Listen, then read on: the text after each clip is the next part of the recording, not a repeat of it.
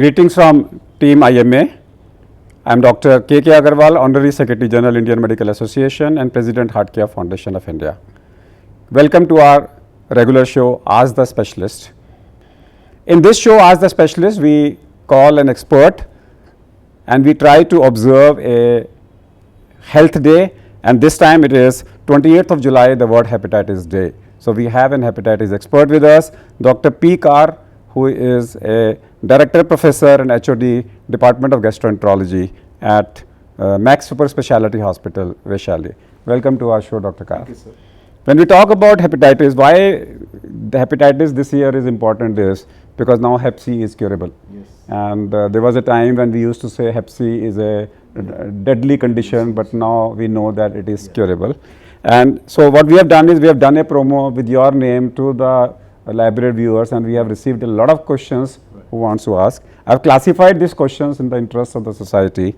So first of all, the first question which has come from, in fact, at least 10 different states have asked the same question.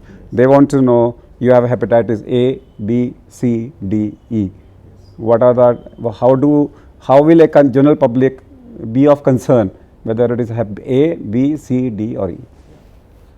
You see, the viral hepatitis which occurs in our country is the most important cause of jaundice as we see in a community. And in this viral hepatitis, what is important for us to know is the most common virus which infects the community at large is hepatitis A and E, which are primarily transmitted through the orophycal route.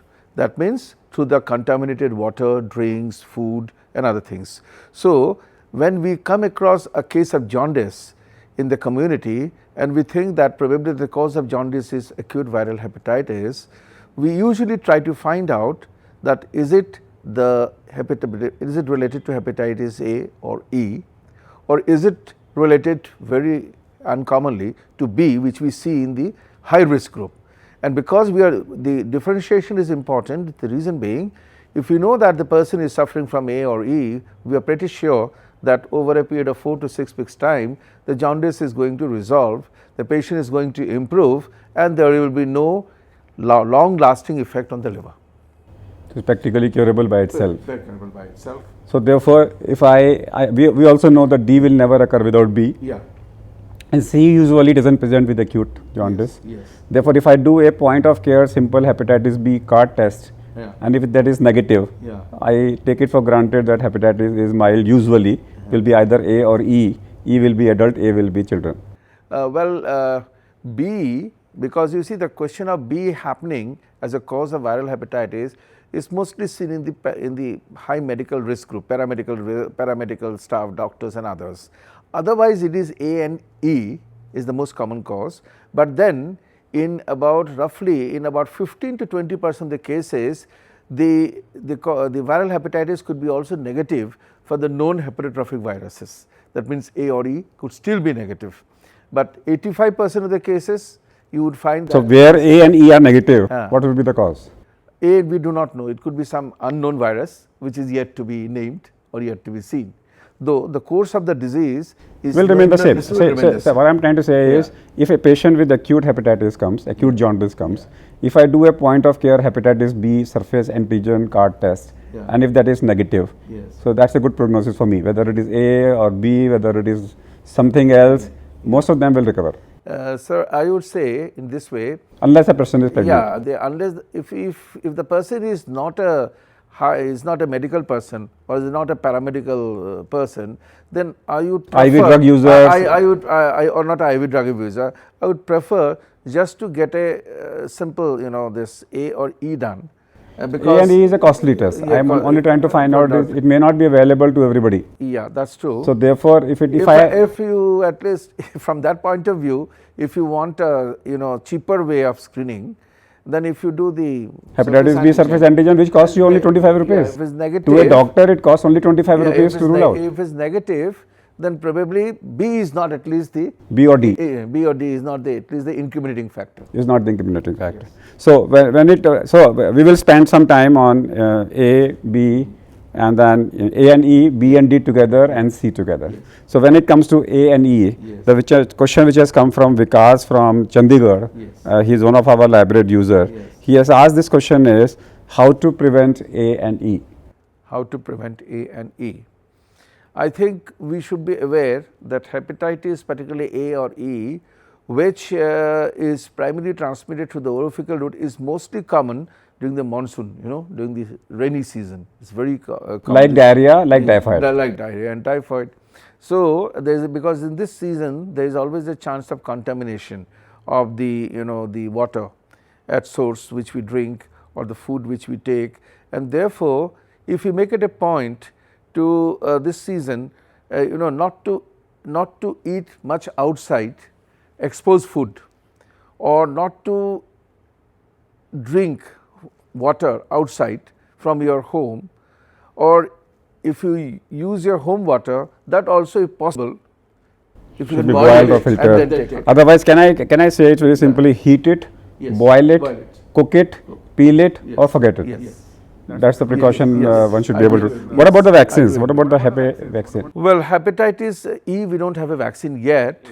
A, we have a vaccine, but we usually do not recommend universal vaccination with hepatitis A. But the children and adults, children and the young adults, they are at risk of contracting hepatitis A. It was believed earlier that most of us by the age of adulthood would derive natural antibody against the A virus and would be able to protect ourselves. But because of the improved condition of sanitation, hygiene, better living facilities and other things, many of our children and young adults may still be negative for the antibody against the hepatitis A. So, we would put it like this, that if you are able to afford a vaccine and if you are negative for the IgG anti-HAV, then you can have a vaccine of So for those people who are more who are in a different community and community, and if your test is negative and if you can afford, Yes. you can go ahead Go with the with the hepatitis A vaccine Yes, with that. yes. Now, when the question which has come from Goa specifically, Mr. Prashant who has asked it, and he says we know that in the community that D doesn't occur without B, but B can occur. So he says, what are different types of precautions should I take to prevent B? He says, I'm not a medical doctor, I'm not a nurse, I'm not a medical professional. And B is, what about hepatitis B vaccine? Well, I would say this way, that for the prevention of hepatitis B, for example, hepatitis B usually is transmitted to the blood and blood products through the parenteral route. Like HIV and like hepatitis C. Yes, like hepatitis C or HIV. Unless we are exposed to this IV parenteral injections and other things of blood and blood products, we are at lesser risk of contracting this infection. But it is believed that the children particularly who are in schools, they have a sort of a horizontal mode of transmission of the virus apart from this parenteral route. So, if the children and where they live in a close community, they have a risk of contracting hepatitis B even if they have not received parenteral injections of blood and blood products. So, if they are being tested negative for the hepatitis B surface antigen, so for long term protection they could be given the vaccine. Okay, there is a question from a library viewer from Faridabad who specifically wants to know, is hepatitis B, once it has happened, is it curable? In how many % of cases it will lead to chronic liver disease? Well, hepatitis B, if it is contracted by an individual, then it would be that the course of the disease infection is different in children versus adults. But usually the going into chronicity is much more in children compared to adults.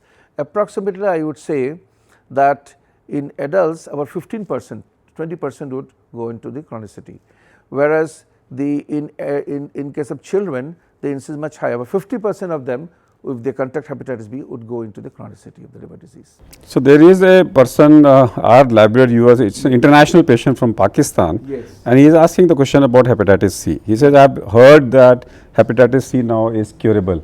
Is it curable in Pakistan, in Nepal, in India? What are the new drugs? Well, and plus he says, at what stage hepatitis C is curable?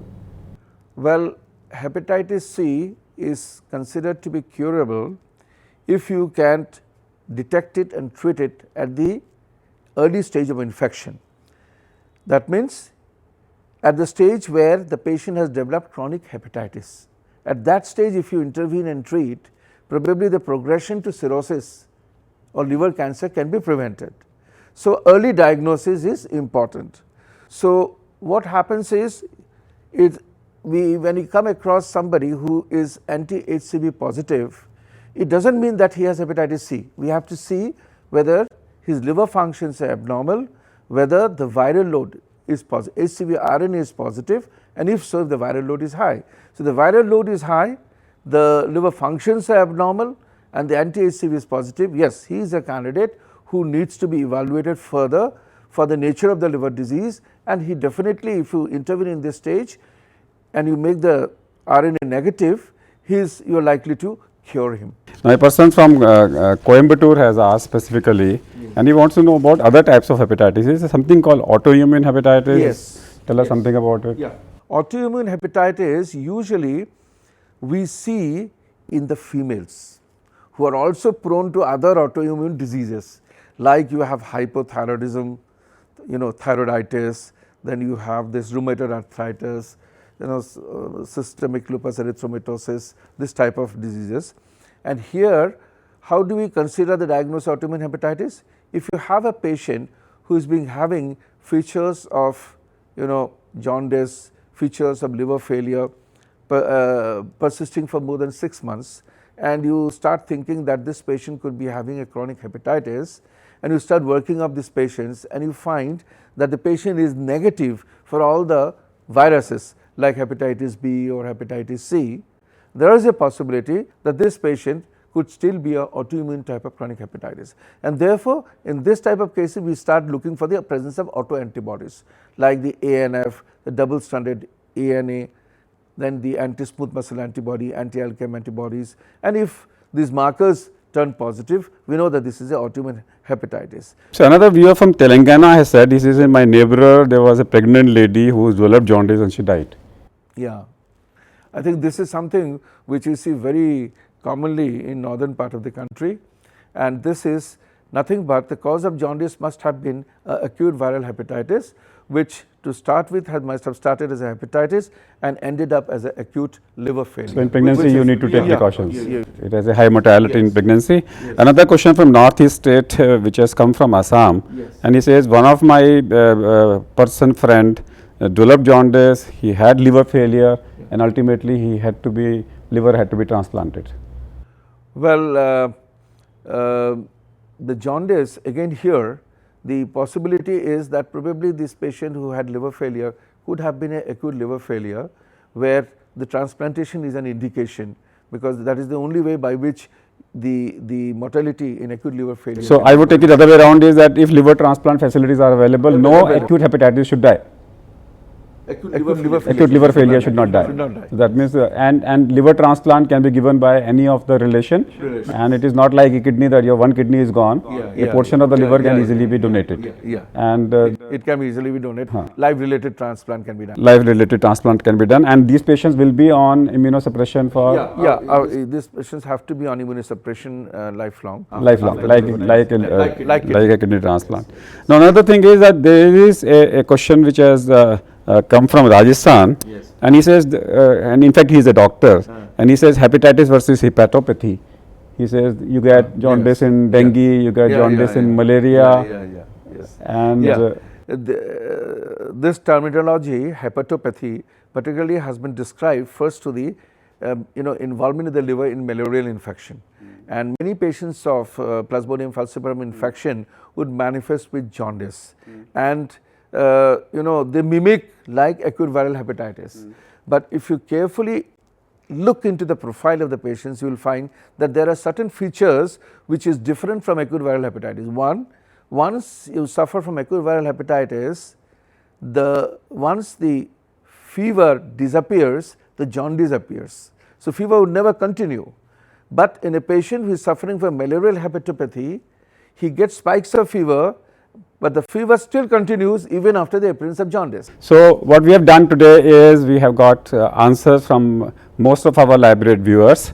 Some take home messages: A, fever and jaundice. Remember, fever disappears, jaundice appears. In viral hepatitis, if the fever continues, so therefore, whenever there is fever plus jaundice, get concerned. It may not be a simple jaundice. You may be dealing with some autoimmune or some acute infective condition, which may be even malaria, dengue, typhoid, many other conditions. That's one. Two, always get a point of care investigation if you have an acute hepatitis. If hepatitis B is negative, it's a reason to celebrate unless there is underlying pregnancy, wherein the mortality may be slightly on the higher side.